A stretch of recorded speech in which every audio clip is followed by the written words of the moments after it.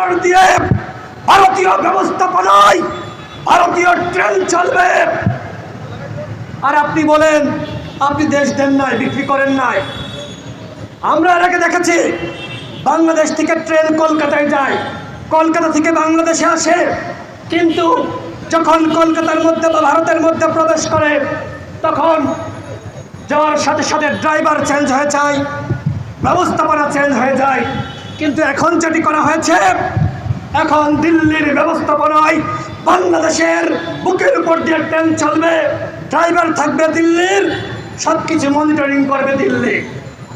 এটি কি মেনে নেওয়া যায় বন্ধুগণ? এটি হলো দেশ বিক্রির চুক্তি। শেখ হাসিনাকে আমরা বলতে চাই অনতিবিলম্বে এই দেশ বিক্রির চুক্তি বাতিল করতে হবে, অন্যথায় গণ অধিকার পরিষদের নেতৃত্বে ওই গণভবন ঘেরাও কর্মসূচিতে হবে।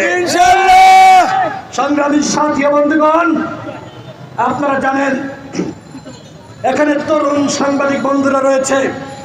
আমরা যখন 28 অক্টোবরের পরে এই ঢাকায় সবার মধ্যে ভয় আতঙ্ক, যখন বড় দলগুলো রাজপথে কর্মসূচি পালন করতে পারছে না, তখন গণ অধিকার পরিষদ এই তরুণ নেতৃবৃন্দকে সাথে নিয়ে রাজপথে স্লোগান দিয়েছিল, হাসিনা মোদির নির্বাচন মানবে না রে জনগণ।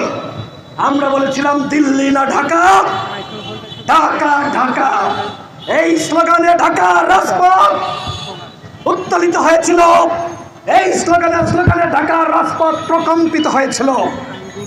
আমাদের আগে জাতীয় নির্বাচনের আগে কোনো একটি দল বলতে পারে নাই হাসিনা মোদির নির্বাচন। আমরা তরুণ হতে পারি, কিন্তু আমরা ভবিষ্যৎ দেখতে জানি। আমরা তরুণ হতে জানি, আমরা তরুণ হতে পারি, কিন্তু আমরা বলতে পারি আগামী 10 বছর পরে আওয়ামী লীগ কি করতে চায়। আওয়ামী লীগ যে ভিশন 41 হাতে নিয়েছে, এর অর্থ হলো বাংলাদেশকে ভারতের অঙ্গ